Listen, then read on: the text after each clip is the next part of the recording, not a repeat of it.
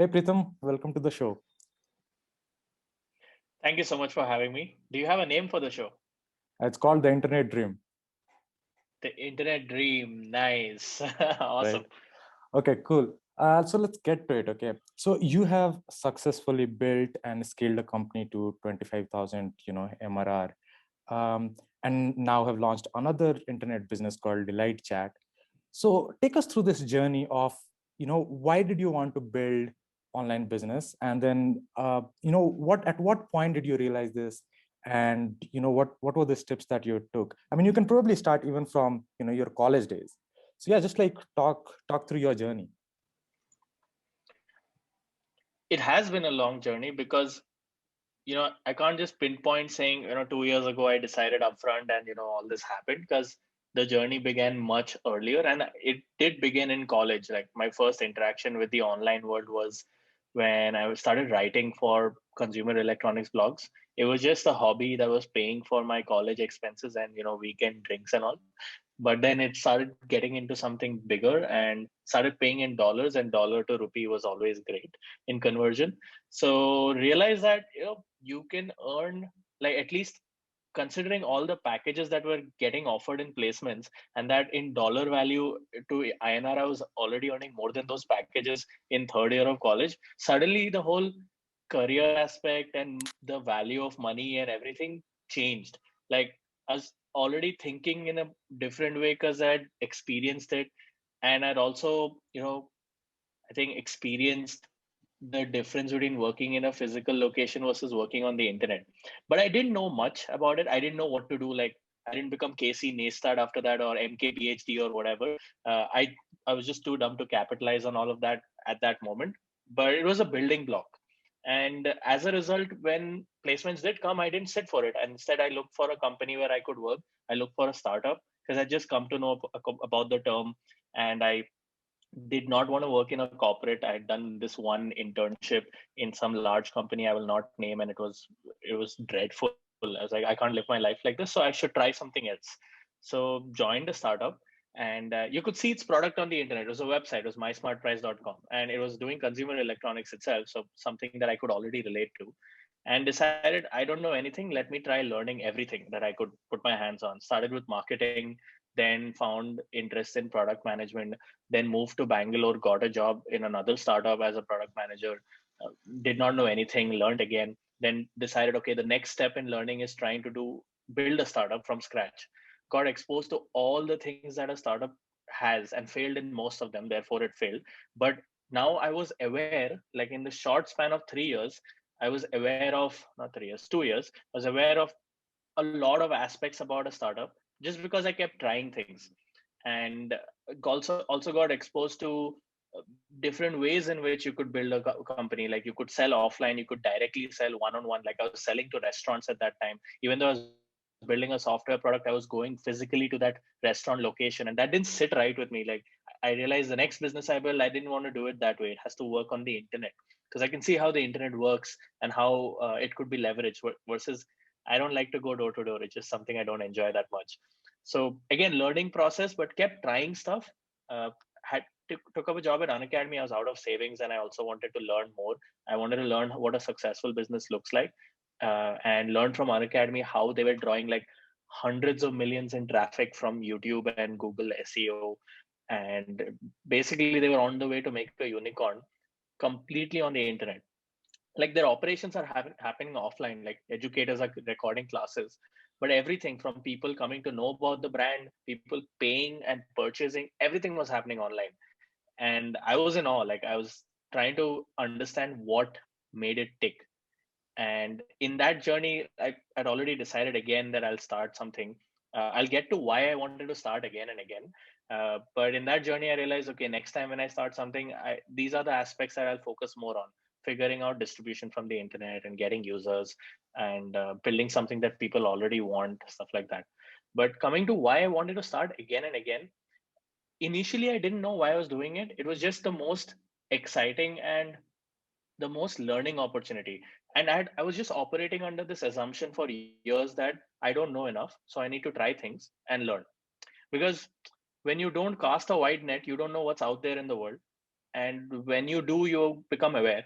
And I knew that I didn't know a lot, so I had to try a lot of things. So that was the only reason I was trying things in the beginning, not like this is all I have to do in life, or I want to be my own boss or cool shit like that people say, but it's actually not true. Or I want to own my life or something. You actually end up working more in a startup of your own, especially in the initial days. Like try taking customer calls on at Sunday like 6 p.m. Because if you're not up for that, then this is just a fantasy. It's not real. But anyway, through this process, I realized that I enjoyed living life on my own terms, and I enjoyed having total ownership of my outcomes, in the sense that if I try something and it fails, it's on me. And if I try something and it becomes a successful business, it's also on me. I have ownership, or 100% ownership, and nobody to blame for my successes and failures. And I liked operating under that. I also liked operating under this strong feedback loop where somebody's paying you or using your product, whether it's a course, software, newsletter, whatever. Which is why we ended up having this call 30 minutes late, because I was like, newsletter subscribers are expecting it. I have to hit send, and I have to send something useful for myself and for them. So when you have people in the loop who are relying on your content, services, product, etc., there is this uh, there is a continuous rather, I don't know if that's the right word, expectation, but rather you're continuously delivering value. You can't just be like, I don't want to serve these customers anymore, they can go to hell. You don't do that. And because you have people relying on you, uh, day after day, you end up showing up. It motivates you that, hey, I have to do right by myself and them. And okay, this is not working out, or this content is not helpful, or this product has bugs which is causing problems in their life. Let me go fix it, let me go improve it, let me update it. uh, Without an external motivation, that doesn't happen. I really value this feedback loop. And the strongest way to have a feedback loop like this was to build your own business, because you have customers always on your ass, and also rewarding you if you do good. Versus in a company, it often becomes like, again, this is not fault of a company. I'm seeing how, as you build a company, the purest goals become misconstrued because humans and all that. But in a company, your goal could become impressing your boss. Like in Google, the goal for every product manager is to launch some shiny product and then kill it after 3 years, but they got their promotion. Terrible, right? Like, what a waste of Yeah. resources from a company that has 100 billion in cash reserves, and the most innovative thing they can do is a cloud streaming gaming. Shameful, basically. But yeah, the person who built it got their promotion. So I didn't want that kind of incentive structure in my life. So it made sense that path of entrepreneurship, where I have ownership, complete ownership, and I have the right incentive and feedback loop, it seemed like the only obvious thing to do. I can't do anything else now that I realize this. I can't. It's not possible. Right. So you basically wanted a sort of a freedom, right? Like wherein like you own your inputs and you also own your output, right? And then Yes. incentives align, right? And then also Yeah. that internet basically provides you with that leverage, right? Like wherein like, okay, you can hit publish once, for example, your newsletter, and then it goes out to thousands of people, at the same point of time. You don't have to individually write for them, or you don't have to individually serve them, but you just write once and it gets published, and then, bam. So cool. Okay. Code All right. plus media are those kind of things. Like code and media does the same thing. You have to write once and it'll work every time for how many Yeah. ever people you want. Exactly. Okay. So code and media are these like two premises which are like highly scalable. And that's the core of internet, right? And so if you Yes. want to be a creator, you want to be in that domain, right? Okay. All right. Cool. So Either code or media, or both if or both, possible. right? Yeah. If Okay. possible, both. Yeah. Yeah. Absolutely. So talk us about when you were starting. So you launched a couple of products before Superlemon, right? And they didn't work out. But then you again Yep. started Superlemon, right? You were sort of again like relentlessly resourceful of pursuing this dream of building online business. So Yeah. what was your self-talk when you have failed at two products but now want to start another one? What was the self-talk then? Oh, it was horrible. Look, these are the parts that I can't capture in writing, because you're like, I don't know anything. I am dumb.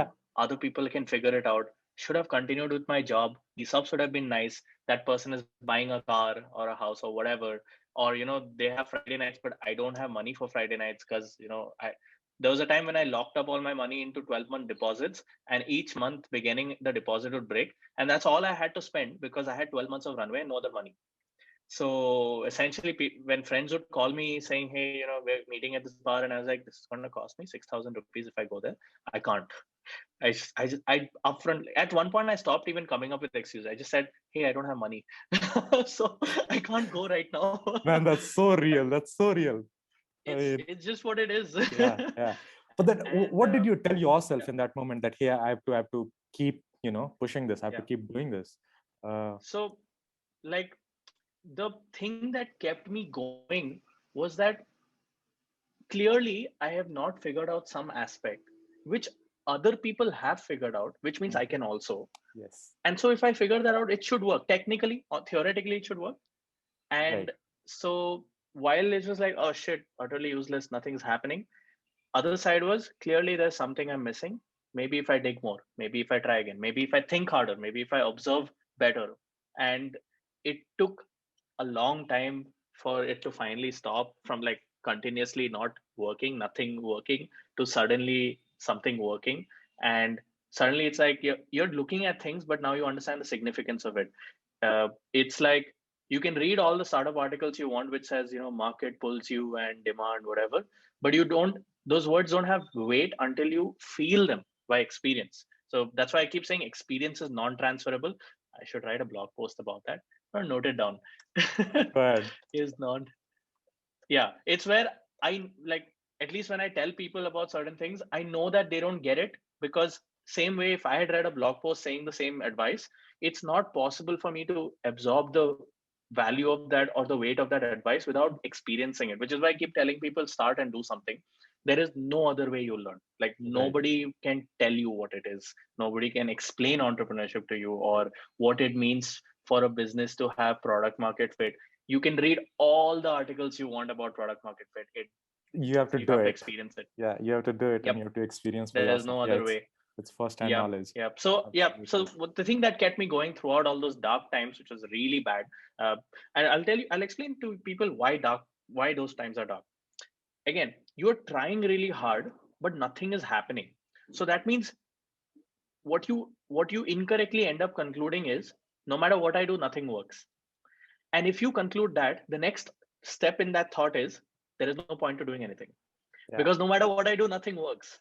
So Right. that's the part where it's hard, because it's like, oh shit, it's all pointless.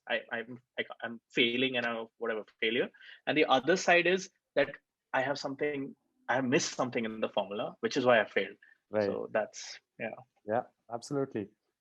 Cool, man. So I mean, we have known each other for a couple of years. We have worked on a little bit part together, and it's been great seeing Superlemon grow from wherever it was then. I mean, $4,000 per month to 25,000 per month.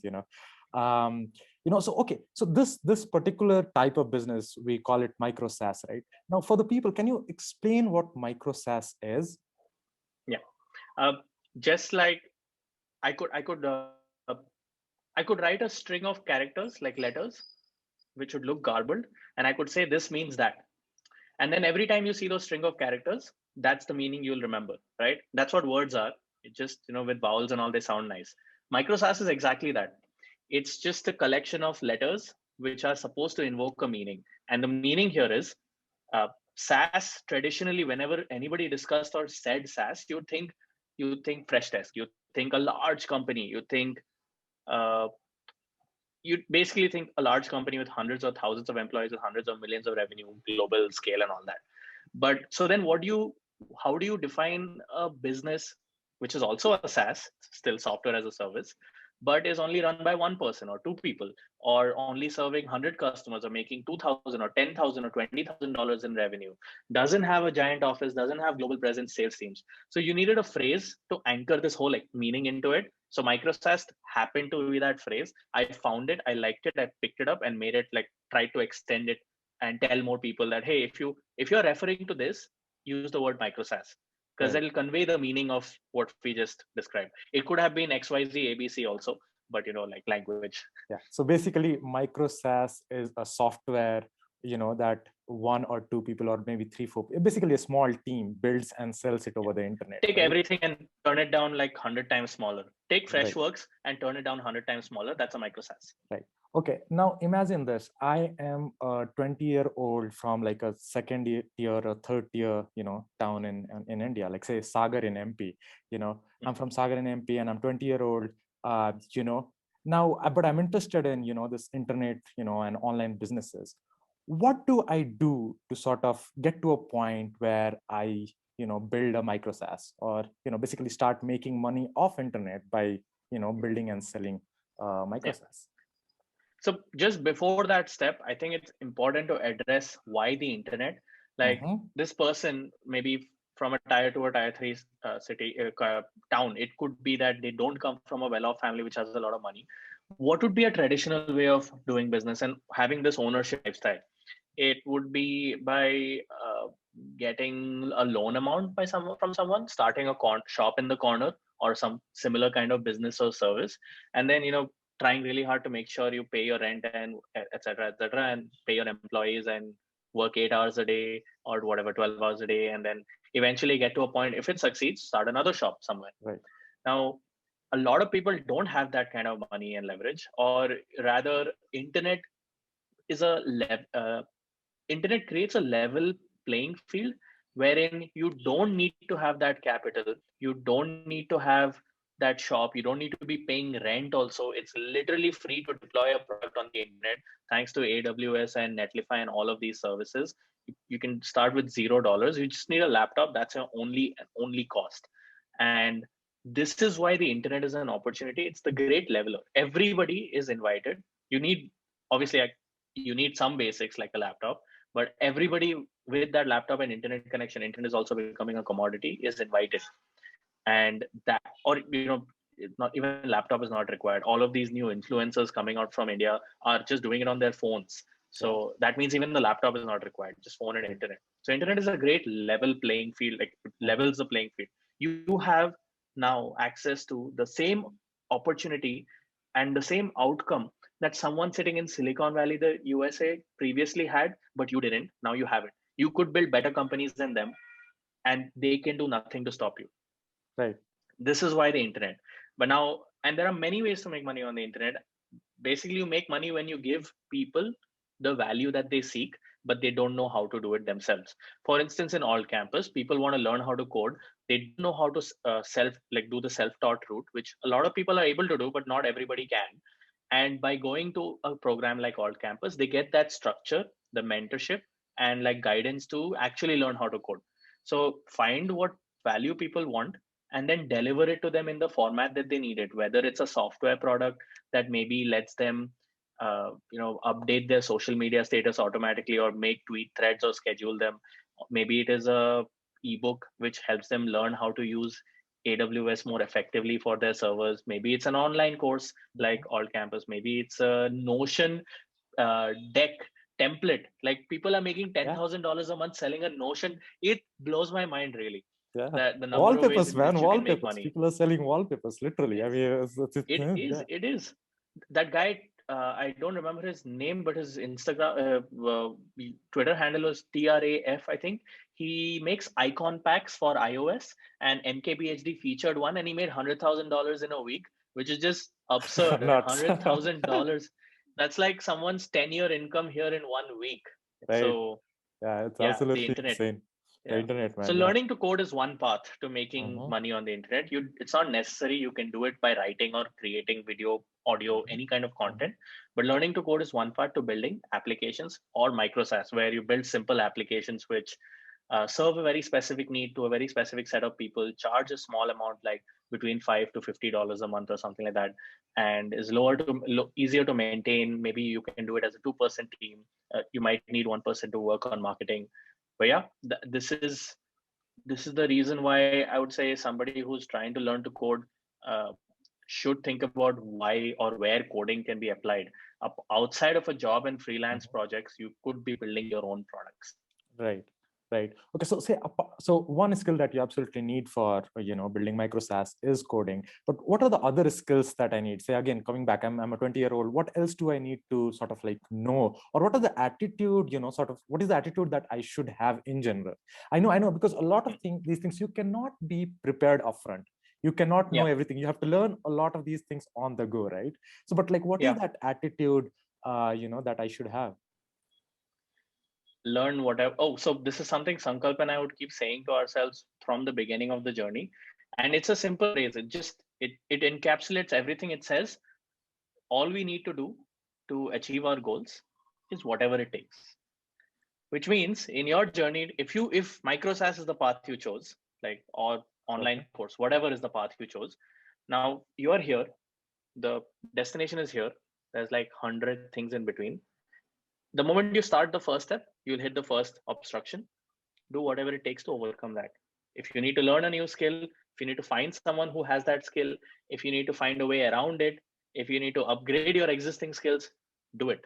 Whatever it is, identify it, do it. Next hurdle, repeat. Hurdle 100, repeat, repeat, repeat. Keep doing the same thing, and eventually you'll have figured it out. Now, you can do this in a complete, like, organic way like this, or you could think about it more like in a structured manner. And for anyone building a business, no matter what kind of business you're building, MicroSaaS included, the fundamentals are the same. You have to understand what value you're giving people. What do people want to do, which without your product, software, etc., they're not able to do today. Step one. If you don't have this, don't bother. Like, nothing else matters. And then once you've identified, okay, people do want to learn how to code and become like full stack developers in JavaScript so that they can get a job or a remote job. The next thing is, how do you find these people, like, who actually want this? How do you find 10 of them every month or every day so that they can discover you and actually buy your product? Because if you build the product, which is great, you're building a product that people want, but nobody knows about you, you still fail. So find a thing that people really want, whatever it might be. And it could be like, in my case, I built a page on my website called Habit Tracker Spreadsheet, because I found all the habit tracker apps too complex and I just wanted something that's obscenely simple. Just go, click, check, or I don't even mark crosses, just check. And it counts how many times I did a habit in a month, and it counts whether I did it greater than my goal or not, and marks it as yellow or green. That's literally the whole habit tracker. And I found that that works for me. It works for a lot of people, because people wanted the same value. They wanted a simple thing that didn't do 100 things, that just did 2 things correctly: track and tell me my goal.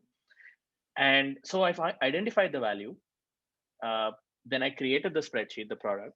Then I made a landing page on my blog, in my website, preetamnath.com.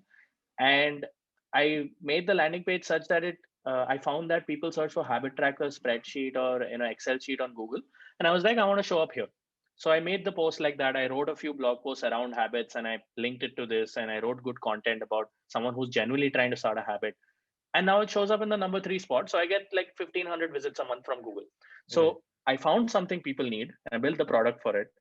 And then I found where those people are hanging out. They're searching on Google, and they're coming to me. And if this is a hobby, then this is sufficient. If I want to build a business out of it, I can start charging them, say, $10 a month or whatever, $20 a year or something. Now it's a business. Right. So basically, whatever you build. Basically, what you're saying is that find out something that people need, number one, right? Build your product around it, right?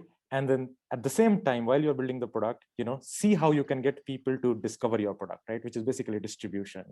It could be via Google search or Twitter or Reddit or Quora or whatever, right? Anything. Yeah, absolutely. So 2 things, like you build a product and basically you find out a problem that people have, build a product around it, and then you find the distribution for people to discover your product. Cool, man. Yep. I would say find the distribution even before building the product. Absolutely. It's easy for especially people who know how to code. Their number one step is to just start coding. Right. Just avoid that temptation till you can find customers. Yes, because writing code is fun, and then talking to customers is actually it's not so much fun. I'll actually tell you the psychology of this. Like, I discussed this with Amar of ZenMade, and we're trying to decipher the psychology behind this. It's simple. Code is under your control. When you write code, the output is under your control. Yes. Marketing is not under your control. You might try really hard and you'll still get 0 customers. It's uncertain. So it's uncomfortable. Yes. Therefore, people, Yeah, absolutely. Yeah. And the other thing that I think is why people find just coding more fun is because of the feedback loop. It has like such an instant feedback loop. You write 2 lines of code You and can you see the see changes. immediate result. Yeah, but in Yeah, the marketing, it doesn't work that way. Like nothing you like write a that. blog post today, and then the effect might happen after 4 months, right? Yep, yep, So yep, there's a longer feedback loop. I mean, so I think yep. that's another reason. But cool. Anyway, man, so let's move into the next thing, okay, which is building your personal system. So say for example, now you have decided to build MicroSaaS, your own product for the internet. But just deciding that and even having the skill set is not enough. There are certain systems or certain level of discipline that you need to have in your or the processes that you need to have in order to really be productive and creative. So what does your sort of like a productivity stack or creativity system or whatever you call it, basically what's your system to be creative and productive? Yeah. Okay. Well, Because you have been super consistent with your, for example, your blog posts, right? So I'm yeah, sure yeah. without a process, that's a very hard thing to achieve. So what does your ag- process look like? Agreed. So I think I used to consciously make processes, and then over a period of time, I just started following it. So now I don't consciously check if I'm doing it, and therefore I might tell people I don't have processes. That's not true. Like you said, if I'm consistently because putting out stuff every week, that means I'm because now following a it's process. more of a habit now for you, right? Yeah, It's it's inbuilt. muscle memory now. Yeah, It's it's just muscle memory. happening Exactly. automatically. Yeah. So if okay, so there's creative work and there's grunt work.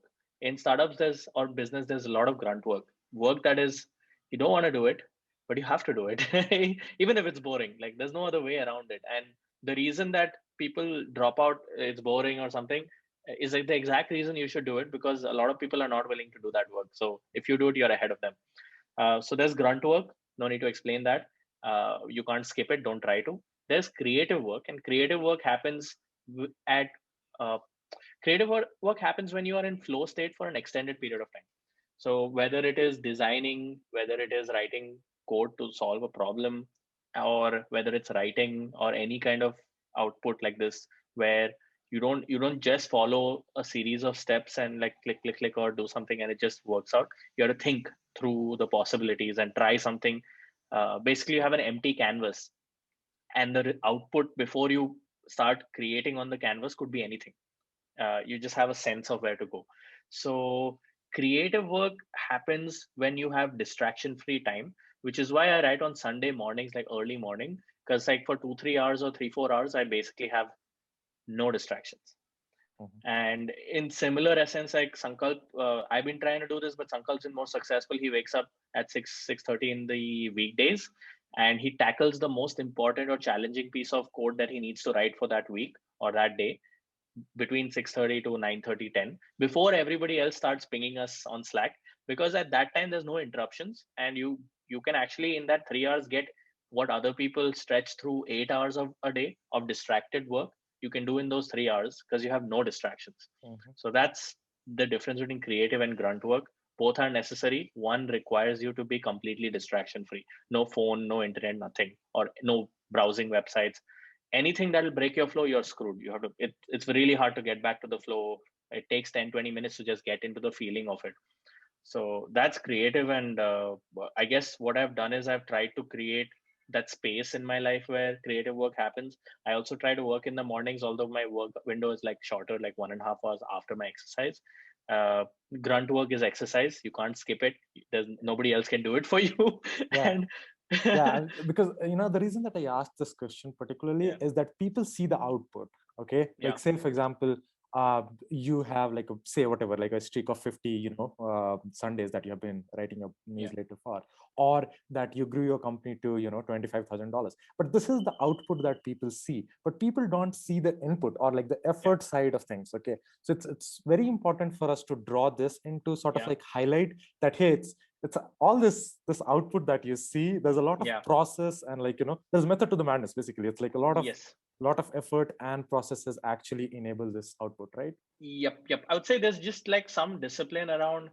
Uh, if you could ask yourself one question every day, it's like, did I do something today to move the needle?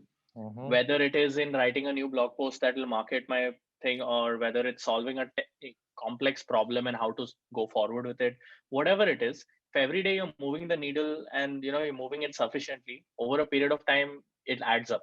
It doesn't happen overnight, doesn't even happen in 30 days. We overestimate what we can do in a month, but we underestimate what we can do in a year.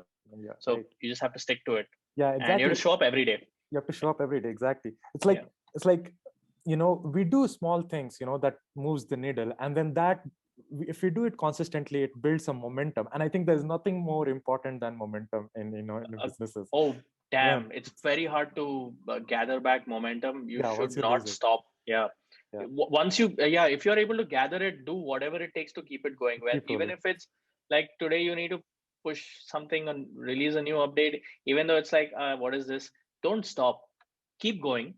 Everything you do is not going to hit the mark, but you have to keep trying every Yeah, day, yeah. and some So of them will. yeah, it could just, I mean, it could just mean okay, writing 30 lines of code, or it could just mean writing one blog post. But whatever that is, just keep Yeah. the needle Full moving. honesty, the blog posts I wrote today morning are probably gibberish, but I Uh-huh. still sent it because I was Yeah, like, yeah, I have to do it. Like but I'll improve that's them. the that's the process, right? Like as in, like, you show up every weekend. That's the process. Yeah. So Yeah. all right, cool, man. So Pritam, another thing that where we align very well is building these, building life around, I mean, building everything around our lives, rather than work being all and everything. It's like Yeah. we're building lifestyle businesses, right? Wherein, like, Yeah. okay, for me it's very important that we lead happy and not so stressed life, Yeah. rather than just like being a workaholic. So I mean, where does that philosophy come from? And so what does your like a dream lifestyle sort of look like? In, honestly, dream Oh, lifestyle. that's a heavy question, man. Sorry. Yeah. No, no, I think so. On the days or whenever we did not do any work, those days would be kind of meaningless. Like it's fun to not work the entire day, Right. and it's fun to do that maybe for 1 to 2 days. Uh-huh. But then I think work gives meaning. Uh-huh. It kind of sets like checkpoints in your timeline that hey, I did this, or I tried this, or this happened. Like every weekend is a checkpoint for me in my writing journey. Every weekday is a checkpoint for me in my entrepreneurial journey. All of it gives meaning. So I would say my ideal lifestyle would be somewhere where every day I'm working for a few hours. Like I don't want to define 2 3 hours or whatever, but few hours where I'm creating progress towards those larger goals, whether it is the business, or whether it is my creative outputs, whether it's writing or anything else, whether it's maintaining health or something. If I can do all of that and keep time open for serendipity, going out and doing anything or experiencing something new that I wouldn't be able to plan for, that would be my ideal day or week, I would say. Right. And I guess I'm maybe a few years away from that. Like DelightChat is in its early stages of the journey, and I won't like sugarcoat it. There's a lot of upfront effort you put Mhm. to for a vehicle to gather momentum, and the larger the vehicle, the more effort or the longer period of effort you need to put before it gathers momentum. It's like trying to fly like that Cessna like tiny airplane versus a Boeing 747. Way longer runway, right, and way more thrust required.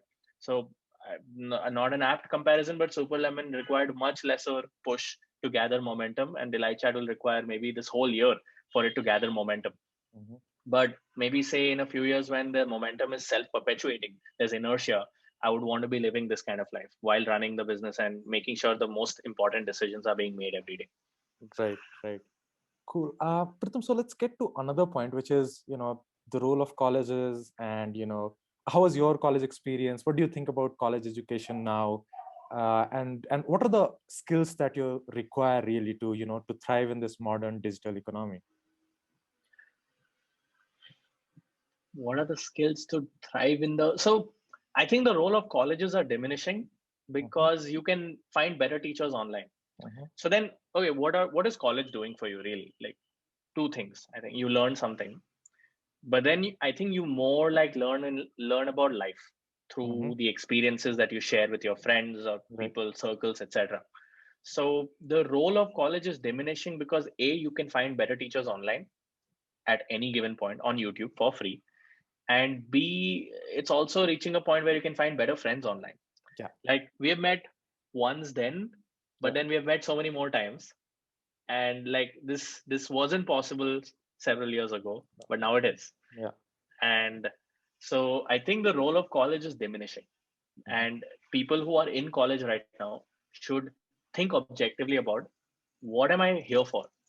And I understand college is not the right place for most people because you've been conditioned through your life ki okay ye karna hai, फिर 10th karna hai, 10 12th, and then ab college mein masti karna hai, whatever. You'll do masti, and 4 years later you're like, okay, life is shit now. See, are the outcome of the inputs, like, basically. But if you have this conscious mind, if you're watching a video like this, if you're seeking all of this, then you're probably in the right path. Right. Hear us out here. Whoever else is also Yeah. passing this message, Yeah. like Prashant or me or anybody else, hear us out and try to seek the value that you want. So whether it is you want to learn a lot of things, go on the internet every day and spend 2 hours learning, and do your college shit also. Like, enjoy, chill. Yeah. Or if you want to meet interesting people, try to reach out to one interesting people on LinkedIn or email or Twitter, wherever they hang out. Every day, just send one message. And in a year, you would have sent 365. Maybe 30 people would have talked to you. That's 30 more than you would have otherwise talked to. And these people are not accessible to you in your physical vicinity or college. Right. Just not possible. Yeah, exactly. And the other thing, because of the internet, I mean, one is that, okay, we absolutely need people in our life, right? Like in real physical world rather than just like virtual internet. But the power that internet gives us is that it gives us sort of like the selectivity. We can choose who we want to connect with, whose ideas do we sort of, amplify, who do we connect with, who do we put our, comment on. It's not just people around you. Yeah. It's just a larger pool. And then you can probably decide to hang out together, like how we have done in the past, right? So you build your tribe online and you can take it offline and you can live anywhere that you want. Exactly. That's the internet dream. Anyway, so this show is particularly targeted at young people, trying to break into, sort of tech or like, SaaS, or being a creator as a, what an info product or like a course or whatever, right? So what's your like sort of final bit of advice for people, someone in the, in teens or in 20s who wants to become a creator on the internet? I would say start creating early. Like, if you are, so it just happens that I think our generations, the last generation that was going to be born happened in 2000, where by the time they are conscious and they have a mind that operates on its own, they are not already on the internet. That's already past, which means every other baby born after 2000, whatever, 6 or something, by the time they can do, like, use words or something, they are on the phone, they're on the internet, which means you should be participating on the internet much earlier. It's possible that the internet is an addictive place, and because it is designed for maximizing someone else's profit margins or something, or revenue or usage numbers. So you got to be careful. I guess if you're under 18, listen to your parents. If you are because they'll tell you that, hey, this is shit, and you're like, no, you don't know anything. Actually, they do know something. Yeah. You're rebelling. But if you're above 18 and you have your own decisions to make, then try to participate on the internet in whatever format you can. If that is for you, that means TikTok videos, or it could be writing content, or it could be a newsletter. Whatever format that you are comfortable in, participate and be a participant in this global stage and see what it leads to. The first thing you do will fail 100%. Like, there's probably a 0.001% chance the first thing you do, you hit it out of the park and you're now like a billionaire or something. Happens to some people, you can't plan it. But the first thing you do will fail. You do something else, Over a few years, you have now evolved, figured out, and now you're doing something. Other people are asking you, how did you get started? And you will say the same thing to them, which I'm telling you right now. Start something, do something, anything, participate. So Absolutely. if you're watching this, if you're in your teens or late teens and you're already watching this, then you're already trying to seek this value. Participate. Yeah. Oh man, I just realized there's another way to reframe this question, and I'll ask you again. Okay.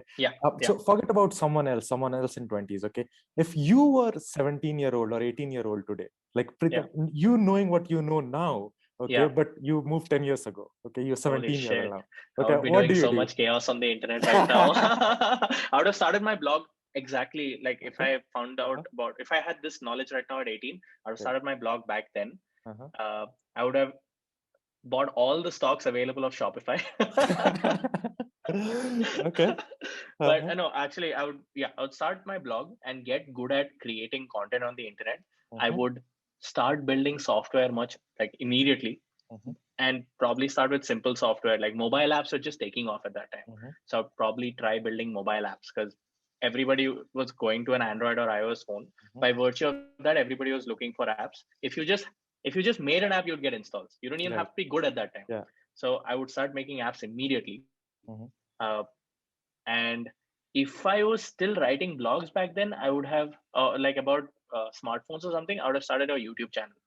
Like that's something that I feel I missed the boat on, and I now have other things No, going on, okay. and I don't So, want to put that effort.